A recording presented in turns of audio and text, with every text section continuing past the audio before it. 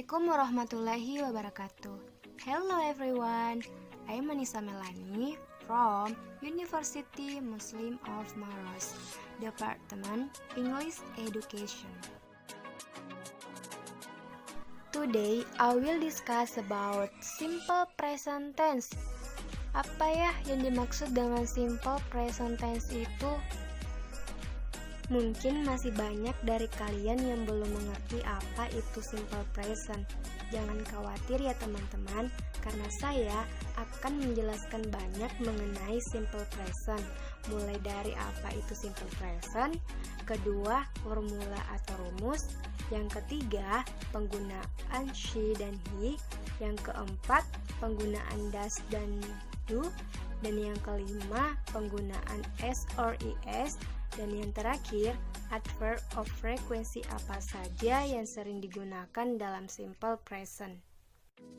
Pertama-tama, saya akan menjelaskan apa sih yang dimaksud dengan simple present tense. Nah, simple present tense is a form of verb to express fact, habits, or events that are happening at the moment. Artinya adalah, simple present tense adalah bentuk kata kerja untuk menyatakan fakta, kebiasaan, atau kejadian yang terjadi pada saat ini. Lalu, bagaimana cara membuat kalimat? Tenang saja guys, nih saya akan menjelaskan rumus dari simple present tense agar kamu lebih paham dan mudah membuat kalimat. Perhatikan ya. Rumus simple present tense terbagi menjadi dua, yaitu verbal dan nominal. Verbal is a sentence that uses a verb. Artinya, verbal adalah kalimat yang menggunakan kata kerja. Sementara nominal is a sentence that does not uses a verb. Artinya, nominal adalah kalimat yang tidak menggunakan kata kerja. Oke, langsung saja. Untuk positive sentence atau kalimat positif membutuhkan subjek plus verb 1 plus s or es and plus object. Untuk negative sentence atau kalimat negatif membutuhkan subjek plus do or does plus not plus verb 1 and plus object. Sementara untuk interrogative sentence membutuhkan do or does plus verb 1 and plus object. Sebelum saya memberikan contoh, kalian terlebih dahulu harus mengetahui ada 7 subjek dalam bahasa Inggris seperti I, you, we, they, she, he, dan it. Lalu, bagaimana penggunaan she dan he? Dalam bahasa Inggris kan she dan he memiliki arti yang sama. Nah, tenang saja, di sini saya akan menjelaskan perbedaan tersebut. She digunakan jika subjeknya perempuan. Contohnya itu, she writes a letter. Artinya, dia menulis sebuah surat. Nah, sementara he digunakan jika subjeknya laki-laki. Contohnya itu, he watches a new movie, yang artinya dia menonton sebuah film baru. Nah, mudah sekali kan? Kalian hanya perlu mengingat bahwa she hanya untuk perempuan, sedangkan he hanya untuk laki-laki. Dan kalian juga harus tahu bahwa she dan he juga bisa digunakan sebagai pengganti nama orang. Misalnya, kalian ingin membuat satu kalimat, tapi dalam kalimat tersebut kalian tidak ingin mencantumkan nama seseorang. Nah, kalian bisa menggunakan kata she. Contohnya itu Diana. Kata Diana bisa diganti menjadi she, begitupun sebaliknya dengan penggunaan he. Contohnya Brian. Nah, kata Brian kalian bisa menggantikan dengan he. Selanjutnya, saya akan menjelaskan penggunaan do dan does dalam simple present. Perlu diketahui bahwa do dan does hanya berlaku pada kalimat negatif dan interrogatif. Untuk do hanya berlaku pada subjek I, you, we, dan they. Sementara does hanya berlaku pada subjek she, he, dan it. Agar kalian lebih paham, saya akan memberikan contoh. Contohnya itu, untuk kalimat positif, she drives a car, artinya dia mengendarai sebuah mobil. Untuk kalimat interrogatif, she does not drive a car, dia tidak mengendarai sebuah mobil. Nah, jika untuk kalimat interrogatif, does she drive a car? Apakah dia mengendarai sebuah mobil? Perhatikan, karena dia memakai subjek she, maka dia memakai does. Oke? Sekarang saya akan menjelaskan penggunaan do. Contohnya itu, untuk kalimat positif, I eat an apple, artinya saya makan sebuah apel.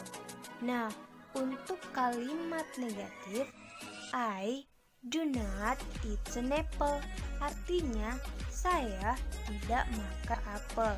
Nah, sementara untuk kalimat interrogatif, do I eat an apple? Apakah saya makan sebuah apel? Nah, perhatikan, karena dia memakai subjek I, maka dia memakai do. Oke, paham ya? Sekarang, saya akan menjelaskan penggunaan s or es dalam simple present. Ada beberapa yang harus diperhatikan, tapi saya menjelaskan penggunaan s dulu ya.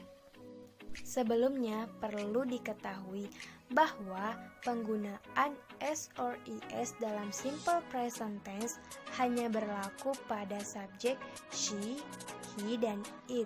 Oke, saya ulangi, hanya berlaku pada she, he, dan it. Ingat ya. Oh iya, perlu juga diketahui bahwa penambahan s or es hanya berada pada kalimat positif saja. Oke? Jadi, aturan spesifik mengenai penambahan s dalam kata kerja apabila kata kerja tersebut diakhiri dengan huruf y, yang dimana huruf sebelumnya adalah huruf vokal. Contohnya itu, play menjadi plays, eat menjadi eats, read menjadi reads, cook menjadi cooks, and cut menjadi cuts. Oke? Untuk lebih jelasnya, saya akan membuat kalimat. Contohnya itu, she reads a magazine. Perhatikan, saya memakai kalimat positif dan memakai subjek she, sehingga kata kerja read perlu ditambahkan s menjadi reads. Oke, saya akan berikan contoh lain. Contohnya itu, he buys a book. Perhatikan, di kata kerja buy terdapat huruf vokal di mana huruf y didahului huruf vokal u, sehingga kata buy harus ditambahkan s menjadi buys. Oke, paham ya?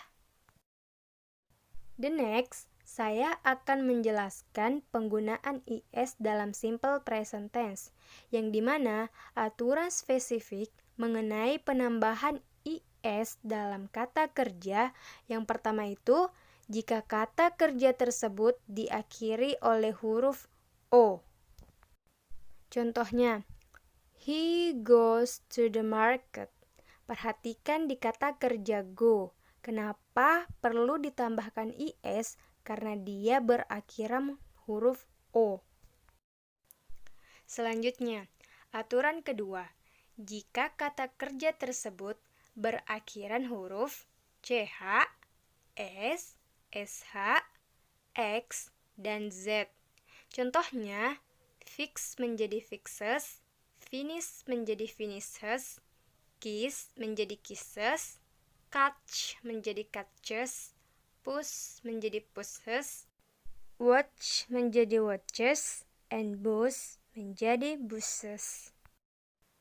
Contohnya, he finishes his work at 7 o'clock. Artinya, dia menyelesaikan pekerjaannya tepat jam 7. Selanjutnya, aturan yang terakhir ketika kata kerja diakhiri dengan huruf Y dan didahului dengan huruf mati, di mana akhiran huruf Y itu diubah menjadi huruf I saat ditambahkan akhiran IS. Contohnya, study menjadi studies, fly menjadi flies, try menjadi tries, replay menjadi replace, cry menjadi cries. Untuk lebih jelasnya, saya akan memberikan contoh. Contohnya itu, she cries because her pet died this morning, yang artinya dia menangis karena hewan peliharaannya mati pagi ini. Atau saya berikan satu contoh lagi. Contohnya itu, my mother fries some eggs for breakfast. Artinya, ibu saya menggoreng beberapa telur untuk sarapan. Baiklah teman-teman, saya akan menjelaskan rumus kedua, yaitu nominal. Sebelumnya, saya sudah menjelaskan bahwa nominal itu adalah kalimat yang tidak menggunakan kata kerja. Rumusnya itu, untuk positive sentence atau kalimat positif membutuhkan subjek plus to be. To be-nya itu I'm, is, and are, plus adjective, noun, and adverb. Atau kita singkat saja menjadi ANA untuk adjective, noun, and adverb. Dan untuk negative sentence atau kalimat negatif membutuhkan subjek plus to be, I'm, is, are, plus ANA. Sementara untuk interrogative sentence atau kalimat pertanyaan membutuhkan to be, I'm, is, are, plus subjek, and plus ANA. Perlu diketahui bahwa subjek I hanya untuk to be am, subjek you, we, dan they hanya untuk to be are, dan subjek she, he, dan it hanya untuk to be is. Untuk lebih jelasnya, saya akan berikan contoh. Contohnya itu, untuk kalimat positif, she is tired. Artinya, dia lelah. Untuk kalimat negatif, she is not tired. Dia tidak lelah. Untuk kalimat interrogatif atau kalimat pertanyaan, is she tired? Apakah dia lelah? Perhatikan, karena dia memakai subjek she, maka dia memakai to be is. Untuk contoh kedua, they are strong. Artinya, mereka kuat. Perhatikan, karena dia memakai subjek they, maka to be-nya itu adalah are. Oke, contoh terakhir. I'm a singer. Artinya, saya adalah seorang penyanyi. Perhatikan, karena dia memakai subjek I, maka to be-nya adalah I'm. Oke teman-teman, mungkin hanya itu yang bisa saya jelaskan. Kurang lebihnya mohon dimaafkan. Wassalamualaikum warahmatullahi wabarakatuh. Dah.